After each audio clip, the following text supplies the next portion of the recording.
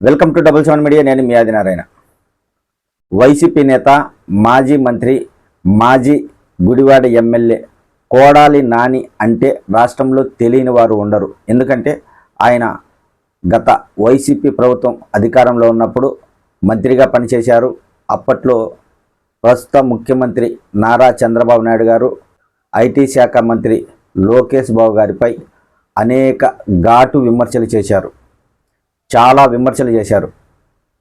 ఎంతగా అంటే రాజకీయ నాయకులు ఇలా మాట్లాడతారా అనే విధంగా ఆయన వారిని ఉద్దేశించి మాట్లాడారు. చంద్రబాబు నాయుడు గారిని గతంలో కోడాలి నాని అలా మాట్లాడడం వైసీపీ పార్టీకి నష్టం కలిగిందని కూడా చాలామంది భావించారు. వైసీపీ కార్యకర్తల్లోనే, వైసీపీ నాయకుల్లోనే కొంతమంది ఆయన మాట్లాడే మాటలను కూడా సహించలేరు. అవి సోషల్ మీడియా మాధ్యమాలలో విస్తృతంగా ప్రచారం జరిగాయి. విస్తృతంగా అవి చక్కర్లు కొట్టాయి.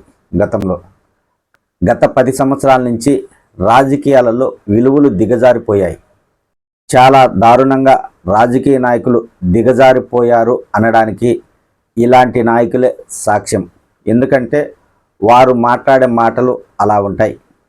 ఎంతో అనుభవం గల రాజకీయ నాయకుడు, 3 సార్లు ముఖ్యమంత్రిగా చేసిన నారా చంద్రబాబు నాయుడు గారిపై కోడాలి నాని చాలా విమర్శలు, ఆ మాటలతో చాలామంది తెలుగుదేశం పార్టీ కార్యకర్తలు చాలా బాధపడిన సందర్భాలు కూడా ఉన్నాయి.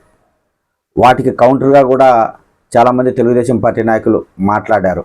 పార్టీలతో సంబంధం లేకుండా ఏ పార్టీ నాయకులైనా వారు మాట్లాడేటప్పుడు విలువలతో కూడిన విమర్శలు చేయాల్సిన అవసరం ఉంది.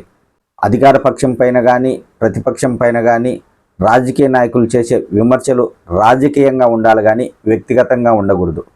అలాంటి చాలా ఆరోపణలు కోడాలి నాని చేశారు. అందుకు గాను ఇప్పుడు ఆయన పైన కేసు నమోదైంది.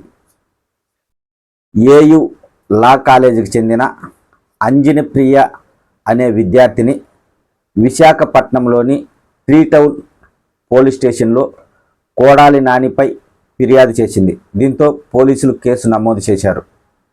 గతంలో నారా చంద్రబాబు నాయుడు గారిని, లోకేష్ బాబుని సోషల్ మీడియా మాధ్యమాలలో మాజీ మంత్రి కోడాలి నాని చాలా దారుణంగా విమర్శలు చేశారు.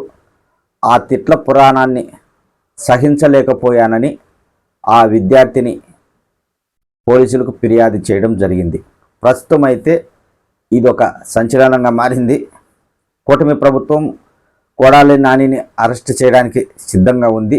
ఏదైనా ఆయన పైన ఆరోపణలు వస్తే వెంటనే అరెస్ట్ చేయడానికి మాత్రం సిద్ధంగా ఉంది.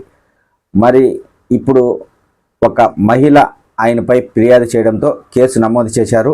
కోర్టుకు వెళితే ఎలాంటి తీర్పు వస్తుందో వేచి చూడాలి. కోర్టులో ఈ కేసుపై ఎలాంటి విచారణ జరుగుతుంది అనే చర్చ మాత్రం సాగుతుంది. ఎందుకంటే రాజకీయ నాయకులు ఇష్టారాజ్యంగా మాట్లాడుకోవడం అలవాటుగా మారింది. ఇలాంటి కేసులు కోర్టుకు వెళితే కనీసం ఇష్టారాజ్యంగా మాట్లాడే విధానాన్ని అరికట్టే విధంగా జడ్జిలైన రాజకీయ నాయకులకు బుద్ధి చెప్తారు అనే ఆలోచనలో కొంతమంది అయితే ఎదురు చూస్తున్నారు. విమర్శలు చేసేటప్పుడు హద్దులు మీరకుండా ఉండేలా ప్రభుత్వాలు ఎలాగో చర్యలు తీసుకోలేవు. కోర్టులైనా ఇలాంటి వారిని అరికట్టేలా చర్యలు తీసుకుంటుందేమో వేచి చూడాలి.